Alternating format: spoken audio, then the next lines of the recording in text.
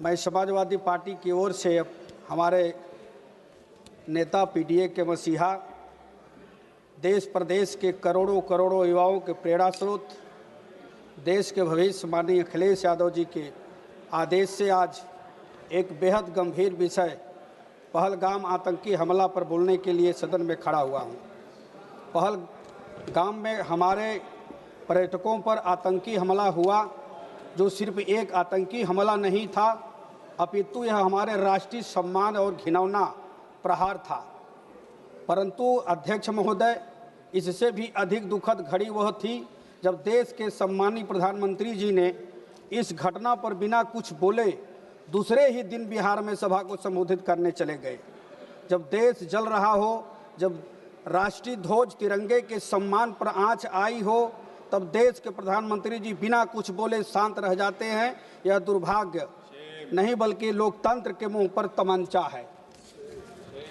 सेना के शहीदों पर चुनावी भाषण देने वाले प्रधानमंत्री जी अब इस दुर्भाग्यपूर्ण घटना पर मौन क्यों बैठे हैं? देश और मारे गए पर्यटकों के परिवारजन पूछ रहे हैं। जब कमरे होते हैं तब आंसू बहाते हैं, लेकिन जब जवान शहीद होते हैं तब सत्ता में बैठे लोग इवेंट मैनेजमेंट में लगे रहते हैं, फोटो खिंचवाते हैं। यह वही सरकार है जिसने पुलवामा के नाम पर चुपचाप शूटिंग जारी रखती है, और वही ये सरकार है जो जब मणिपुर जलता रहा है तब भी मौन धारण किए रहे हैं। कुंभ के दौरान प्रयागराज घटना में भी भगदड़ के दौरान मारे गए लोगों को, घायलों का कोई आंकड़ा प्रस्तुत नहीं किया गया, ना ही रेलवे स्टेशन पर हुए घटना के पूर्ण आंकड़े प्रस्तुत किए गए। वैसे ही पाकिस्तान में मारे गए 4 आतंकियों का आंकड़ा पेश नहीं किया गया कि नहीं जो आतंकी आए थे पर्यटकों को मार के चले गए, वो मारे गए कि नहीं मारे गए, कोई आंकड़ा पेश नहीं किया गया। आज मैं आपके माध्यम से सदन से पूछना चाहता हूं कि क्या यही है न्यू इंडिया, जहां प्रधानमंत्री जी शोक पर भी राजनीति करेंगे, सभा करेंगे? क्या यही है अमृतकाल, जहां देश के मुखिया सदन से भाग रहे हैं और विदेश जा रहे हैं? क्या प्रधानमंत्री जी सिर्फ मन की बात करेंगे, देश की बात नहीं करेंगे, किसानों की बात नहीं करेंगे? जब आप सदन में नहीं रहेंगे, सदन में बात माननीय सदस्यों को नहीं सुनेंगे, तो कैसे जवाब दे पाएंगे? और आप 11 सालों में विदेश कहां घूमे हैं, लेकिन जब समय आया सपोर्ट करने का भारत का, तो कोई देश आपका साथ नहीं दिया।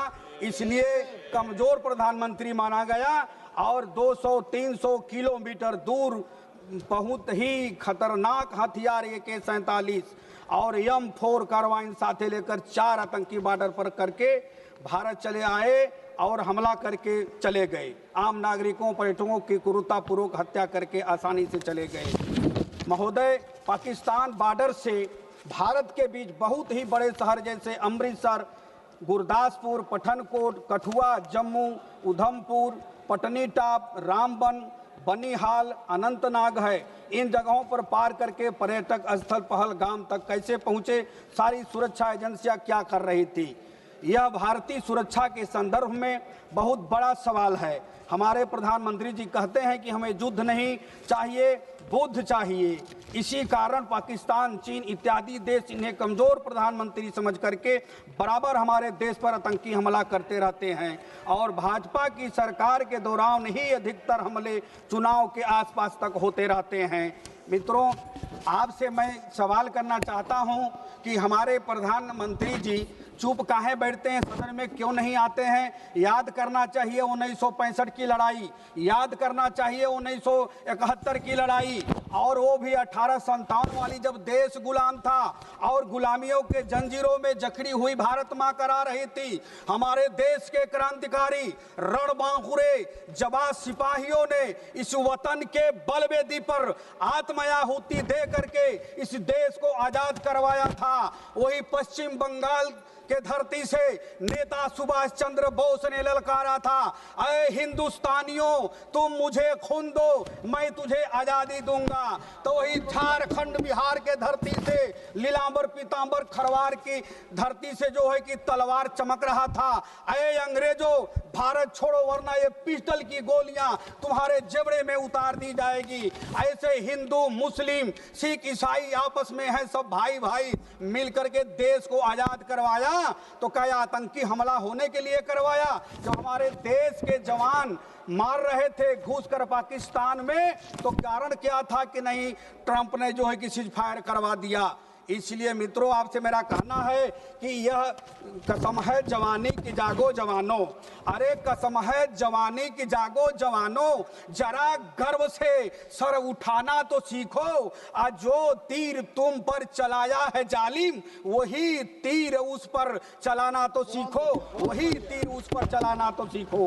अब पहलगाम के संदर्भ में भी वही चुप्पी साधे हैं हमारे नेता जो है कि पीडीए के माननीय अखिलेश यादव जी, विपक्ष के नेता माननीय राहुल गांधी जी और अन्य सभी विपक्ष पार्टियों के नेताओं ने द्वारा संसद के मुख्य मार्ग पर लगातार प्रदर्शन धरना दिए जाने के बाद अब सदन में चर्चा हो रहा है और यह स्वीकार किया गया कि नहीं सदन में चर्चा होगा। नहीं, चर्चा भी नहीं लोग करते, कितना संवेदनशील है देश के प्रति और पर्यटकों में मारे गए परिवारों के प्रति।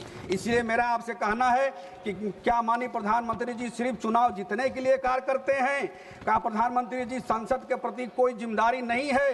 क्या शहीदों के प्रति उनके संवेदना नहीं है? हम चाहते हैं कि भारत को सत्ता चाहिए, भाजपा को सच्चा चाहिए और आप लोग जवाबदेही नहीं हैं।